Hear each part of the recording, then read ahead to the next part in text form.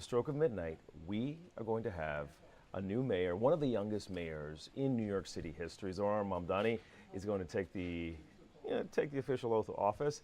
Very, very exciting times. Now, in this show, we're going to talk about Mamdani. We're also going to see how people are celebrating the new year around the world and also get a glimpse of what to expect tonight. But first, we want to bring in our Morgan McKay, who's been following the race for New York City's top job, the victory, and now this extraordinary transition. What are we going to be expecting? So like you mentioned, he's not the youngest mayor, close to it though. There's two other mayors that were a little bit younger than him, but he's going to be taking office as one of the youngest mayors in New York City history, like you mentioned. And today he announced that he's also going to be the first mayor to use New York City mayor to use a Quran to be sworn in. He's going to be using the Quran, his grandfather's Quran, for the private ceremony at midnight. It's going to be at City Hall, the old City Hall subway station, actually, which you actually can't get to as a normal person. Yeah, if you stay on one of the trains actually past the last stop, which is illegal to do, not telling people to do this,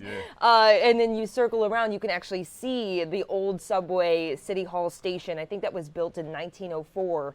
But if you have a membership to the Transit Museum, or if you go to the Transit Museum, you can also get a tour of the old City Hall subway station. So that's a legal way to go see it. But Mamdani is going to be holding his private swearing-in ceremony at this old subway station, and it's beautiful, by the way, as well. It's got gorgeous, ornate details to it. So he's going to be sworn in by the State Attorney General, Letitia James. Private ceremony with his family, and he's going to be sworn in with the Quran, his grandfather's Quran, and also the Quran of Arturo Schomburg, a black writer and historian, and he's getting that on loan to him from the New York Public Library. And then later in the day at 1 p.m., he's going to be holding another swearing-in ceremony. Has to have two. Wow. He's really doing it up. He's doing it up. No, so he is going to be holding a public one at 1 p.m. tomorrow, and he's going to have Senator Bernie Sanders doing the officiating the formal oath of office, and then he's going to have Congresswoman Alexandria Ocasio-Cortez. She's going to be leading off with a speech. He's also going to have a poem reader. So it's going to be a whole presentation. They're expecting this speech and ceremony to go about an hour and a half. It's going to be very cold outside, so I'm hoping it's not quite an hour and a half, but we'll have to see. And then afterwards, he's going to have a block party that is free for anyone to attend.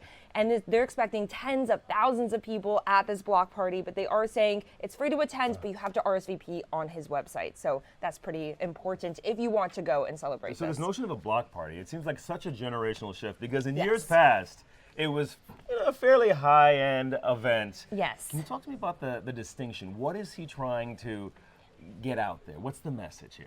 So he had more than 100,000 volunteers for his campaign. That's a lot of people just out knocking on doors for free just because they believe in his mission and his campaign promises. Many candidates will have people going out and canvass, but they're paid maybe $15 an hour, $25 an hour to go out, knock on doors, hand out pamphlets, but his were all volunteers. And so he says that he wants to sort of give back to the community that helped get him elected and to give them their own party as well, be a part of it, because for the City Hall ceremony, there's only 4,000 tickets, and those are people that they're specifically inviting. So those are elected officials, family members, and he's going to be sworn in on the City Hall steps, as well as the Manhattan Borough President, Mark Levine, and the public advocate, Jumaane Williams, are all going to be sworn in right there on the City Hall steps tomorrow at 1 p.m. But he'll already be mayor at that point because he had that private ceremony beforehand.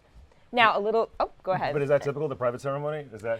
You know, so they do have to, yes. So former Mayor Bill de Blasio, for example, they have to have that formal oath of office at the strike of midnight, because that's when technically all the transition of power transfers over. So you'll remember 4 years ago, Mayor Eric Adams, for example, he had a sort of public but also private ceremony because it was during still COVID was around, and he had it at the ball drop because he was going to have it a little bit at a bigger venue. He was going to have a big sort of ceremony, but because of COVID concerns, he ended up doing it at the ball drop 4 years ago.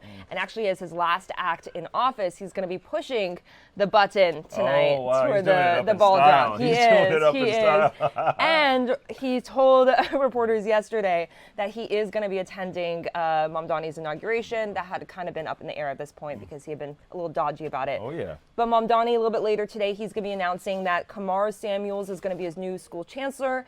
And we're still waiting. That's a picture of him right there. He is right now the superintendent of Manhattan's District 3, and he is going to be the next school's chancellor that Mamdani is going to be choosing. We're still waiting on a couple other announcements from Mamdani, including the transportation commissioner, for example, and the commissioner of Department of Correction. Those are two really important positions that we don't know who he's choosing yet for that. Tomorrow, what are you most excited about? You've been covering this from the very, very beginning, so all the candidates, and you were there when he won, and now you'll be there when he's taking office. I think I'm excited to actually get to start to cover actual things. I think we've been in this, I shouldn't say it quite like that, but I think there's been so much talk about what he could accomplish, what he could do, what he might do, and now we actually get to report on what he's actually doing. And I'm pretty excited about this transition to him actually governing and seeing how it all shapes out, if he's actually able to accomplish any of his priorities, especially in that first year. I'm going to be very interested to see his relationship with Albany at the start of January is also the start of the state legislative session. So Albany lawmakers, state lawmakers are going to be headed back up to Albany in just a few weeks as well. And so it's the start of a really fun next season as he goes up to try to negotiate with Albany lawmakers to try to get some money for some of these top priorities that he wants, like universal child care, like those free buses.